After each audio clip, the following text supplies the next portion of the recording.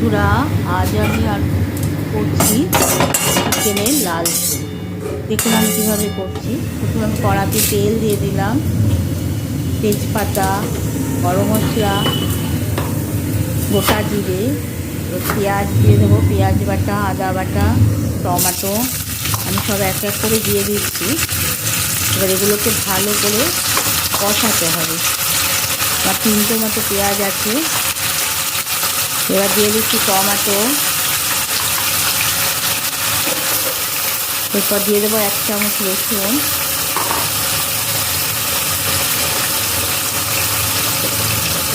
রসুন বাটা,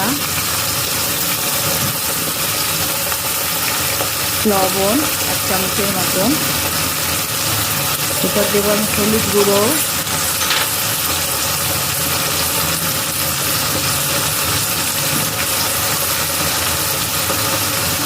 এবার দিয়ে প্রথমে আপনি পেঁয়াজটাকে একটু ভেজে নিতে হবে। পেঁয়াজের কাঁচা গন্ধটা যেন চলে যায়। একটু লঙ্কার গুঁড়ি দিয়ে দিলাম,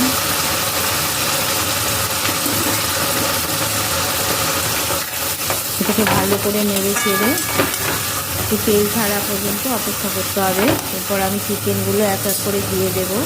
আমি চিকেনের একটু লেগ পিস নিয়েছি, 500 গ্রামের মতো আছে। চিকেনটাকে এর মধ্যে ভালো করে নেড়ে চেড়ে নেব।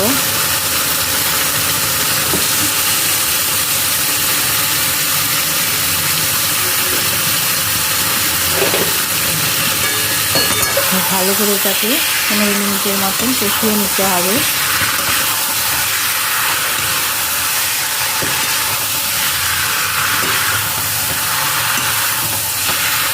মশলাটা যেন ভালো করে চিকেনের গায়ে চলে যায়।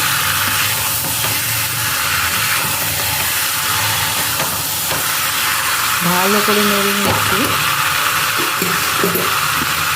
এটা কিছুক্ষণ কষা হয়ে যায়। এরপর আমি দেব মিট মশলা 1 চামচ, গরম মশলা 1/2 চামচের মতন দিয়ে এটাকে ভালো করে নেড়ে নেব। ভালো করে নেড়ে নেওয়া হচ্ছে, মশলার গায়ে যেন চলে যায়।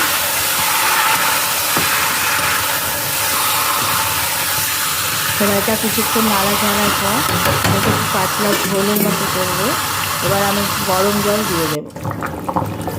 এটা ফুটছে, দেখুন আর হয়ে এসছে। এবার নামানোর আগে আপনারা একটু ঘি দিয়ে দেবেন, খেতে খুব ভালো হয়। এটা আমি দেখাতে পারলাম না। আমার তৈরি হয়ে গেছে চিকেনের লাল ঝোল। ভালো লাগলে লাইক করবেন, শেয়ার করবেন, সাবস্ক্রাইব করবেন।